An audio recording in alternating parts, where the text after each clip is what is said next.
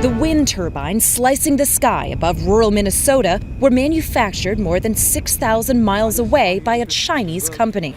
Now they're helping to power the nearby town of Pipestone. The wind is blowing nearly all the time, so we should take advantage of it. China has a dirty reputation as the world's factory, but its emerging green energy sector is threatening to leave the United States in its dust.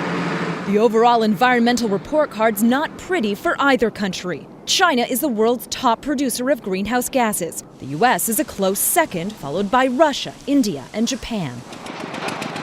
China burns mountains of coal, the dirtiest form of energy, for 70% of its power, consuming 2.5 billion tons each year.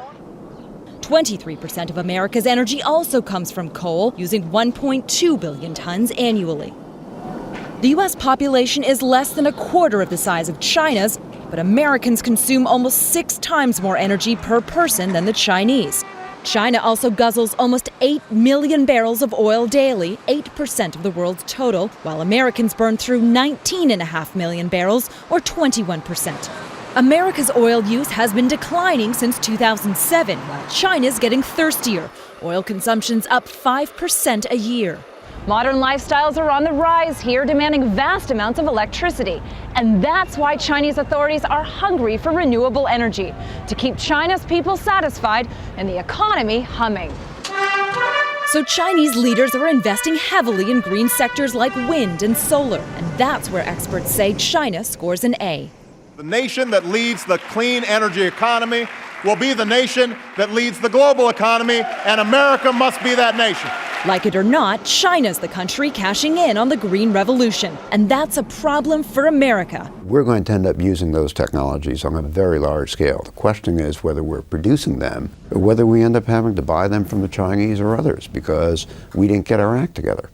China has become the #1 exporter of solar panels, supplying 29% of the world's $13.7 billion market, while the U.S. trails at 6%. Chinese manufacturers also dominate the market in eco-products, from electric bikes and solar hot water heaters to mass-produced electric cars. In a few years, China's also expected to become the top exporter of wind turbines and a major user of them too. All this activity is putting food on the table for workers like 37-year-old Wang Meiqiu. Her hometown, the city of Baoding in China's central Hebei province, was once a decaying factory zone. But with major state backing, it's being reborn into an unlikely eco-hub boasting 29,000 new jobs, including one for Wang as a solar panel inspector. This is fixing our unemployment problem. Here, the U.S. faces a huge disadvantage. The average factory worker in China costs the company 81 cents an hour to employ, compared to an average of $29.98 an hour for a worker in the U.S. Even after taking China's low cost of living into account, it's a difference America can't match. So what solution will allow the United States to catch up to China? Many say in the short term, America needs to encourage joint ventures between the U.S. and China, bringing renewable energy costs down for everyone.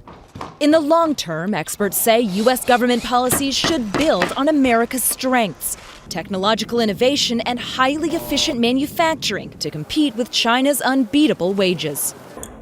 Ken Ames is the CEO of C-Smart. His Vista, California company makes cutting-edge LED light bulbs in Shenzhen, China.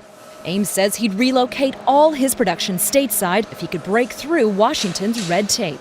There's going to have to be grants available, readily available, for companies like us that are going to bring the jobs, bring the technology.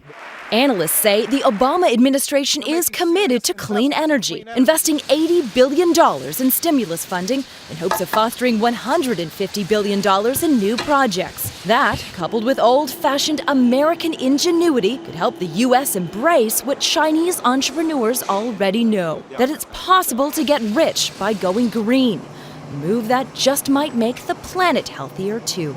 Celia Hatton, CBS News, Beijing.